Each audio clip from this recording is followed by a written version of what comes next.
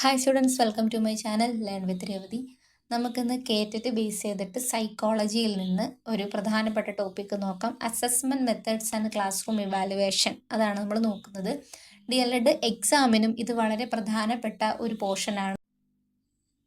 DLED പരീക്ഷയ്ക്ക് ഇത് വളരെ പ്രധാനപ്പെട്ട ഒരു പോർഷനാണ്. DLED പരീക്ഷയ്ക്കും ഇതിൽ നിന്ന് പ്രധാനപ്പെട്ട ചോദ്യങ്ങൾ ചോദിക്കാറുണ്ട്. അതുപോലെ തന്നെ എല്ലാ കേറ്ററ്റ് എക്സാമിനും അസസ്മെൻറ്റ് മെത്തേഡ്സ് ചോദിക്കാറുള്ളതാണ്. അപ്പോൾ നമ്മൾ 3 പിക്ചർ മാത്രം വെച്ചുകൊണ്ട് അസസ്മെൻറ്റ് മെത്തേഡ്സ് പഠിക്കാൻ പോവുകയാണ്. വെറും 3 പിക്ചർ മാത്രം വെച്ചുകൊണ്ട് എത്രയും സിമ്പിളായിട്ട് ഈസി ആയിട്ട് നമുക്ക് എന്ത് ചെയ്യാൻ പറ്റും, അസസ്മെൻറ്റ് മെത്തേഡ്സ് പഠിക്കാം. അപ്പോൾ ആദ്യത്തെ പിക്ചർ തന്നെ നോക്കിക്കഴിഞ്ഞാൽ നമുക്ക് മനസ്സിലാകും. ഒരു അധ്യാപിക നിൽക്കുന്നു, കുട്ടികളെല്ലാവരും പരീക്ഷ എഴുതുന്നു. ഇതാണ് പഠനത്തെ വിലയിരുത്തൽ, അസസ്മെൻറ്റ് ഓഫ് ലേണിംഗ്.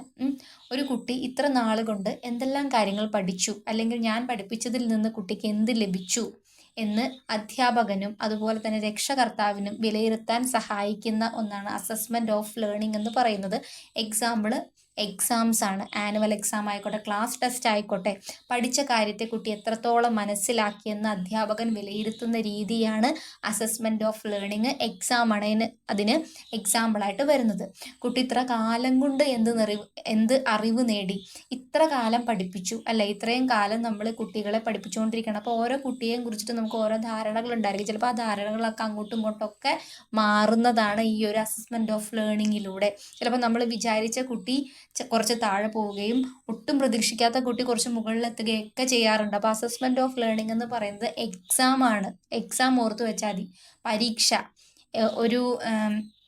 ഒരു വർഷം തീരുമ്പോൾ നടത്തുന്ന ആനുവൽ എക്സാമോ അല്ലെങ്കിൽ ക്ലാസ് ടെസ്റ്റുകളോ യൂണിറ്റ് ടെസ്റ്റുകളോ എന്തോ ആയിക്കോട്ടെ, അത്ര നാൾ കൊണ്ട്, ഒരു പീരീഡ് ഓഫ് ടൈം കൊണ്ട് കുട്ടി പഠിച്ചത് എന്താണ്, കുട്ടിക്ക് എത്രത്തോളം കാര്യങ്ങൾ മനസ്സിലാക്കി, എന്തെല്ലാം നേട്ടങ്ങൾ നേടി എന്ന് വിലയിരുത്താൻ സഹായിക്കുന്ന ഒരു മെത്തേഡാണ് അസസ്മെൻറ്റ് ഓഫ് ലേണിംഗ്. അതാണ് ഈ പിക്ചർ.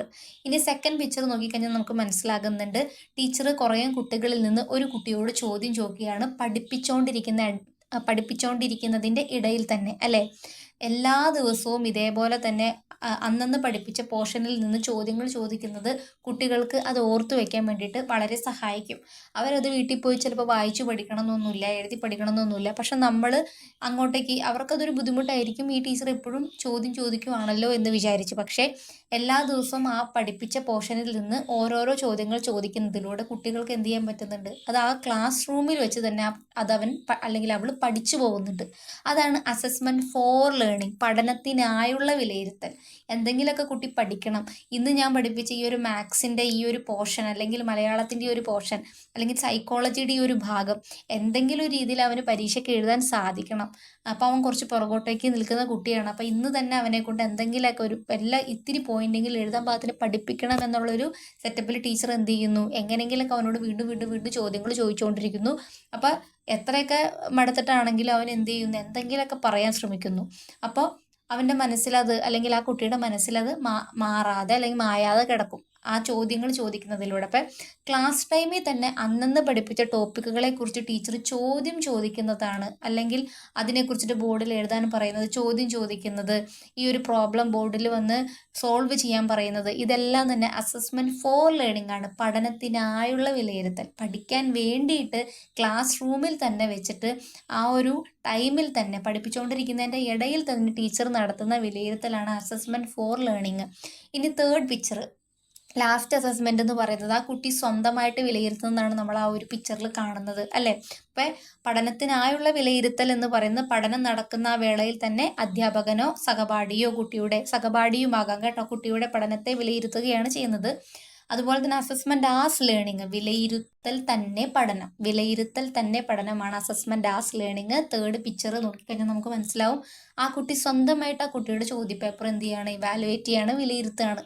അപ്പോൾ ആ കുട്ടി സ്വന്തമായിട്ട് എനിക്ക് ഇവിടെയൊക്കെ പ്രശ്നങ്ങൾ പറ്റിയിട്ടുണ്ട്, ഞാൻ ഇത്ര നന്നായിട്ട് എഴുതിയോ, അപ്പോൾ എനിക്ക് പഠിച്ചതെല്ലാം എഴുതാൻ പറ്റി, അല്ലെങ്കിൽ എനിക്ക് പഠിച്ച അത്രയും എഴുതാൻ പറ്റിയില്ല, ഞാൻ ഈ ഭാഗങ്ങളൊക്കെ ശ്രദ്ധിക്കണമായിരുന്നു, ഞാൻ ഇനി ഈ രീതിയിൽ പഠിക്കണമായിരുന്നു എന്നൊക്കെ സ്വന്തമായിട്ട് കുട്ടി കണ്ടെത്തുന്നതാണ്, വിലയിരുത്തുന്നതാണ് അസസ്മെൻറ്റ് ആസ് ലേണിംഗ്. വിലയിരുത്തൽ തന്നെ പഠനം. കുട്ടി സ്വയം തന്നെ തൻ്റെ പഠനം സ്വയമേവ വിലയിരുത്തി അതിനെ അസസ് ചെയ്യുന്നതാണ് അസസ്മെൻറ്റ് ആസ് ലേണിംഗ്. അപ്പോൾ ആദ്യത്തെ പിക്ചറിൽ എക്സാമാണ് കാണിക്കുന്നത്. ഒരു ഇയർ അല്ലെങ്കിൽ ഒരു പീരീഡ് കഴിയുമ്പോൾ കുട്ടി പഠിച്ചതിനെ കുറിച്ചിട്ട് അധ്യാപകൻ വിലയിരുത്തുന്നു. അതാണ് അസസ്മെന്റ് ഓഫ് ലേണിംഗ്, പഠനത്തെ വിലയിരുത്തൽ. അസസ്മെന്റ് ഫോർ ലേണിംഗ്, പഠിക്കുന്ന ആ ഒരു സാഹചര്യത്തിൽ പഠനവേളയിൽ തന്നെ അധ്യാപകൻ അല്ലെങ്കിൽ സഹപാഠി ചോദ്യങ്ങൾ ചോദിക്കുന്നു.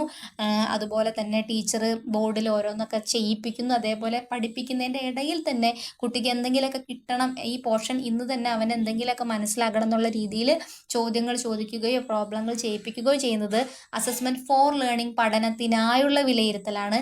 ഇനി അസസ്മെന്റ് ആസ് ലേണിംഗ്, കുട്ടി സ്വയം തന്നെ വിലയിരുത്തുന്നതാണ് അസസ്മെന്റ് ആസ് ലേണിംഗ്. അപ്പോൾ 3 പിക്ചർ വെച്ചിട്ട് നമ്മൾ assessment methods and classroom evaluation പഠിച്ചിരിക്കുകയാണ്.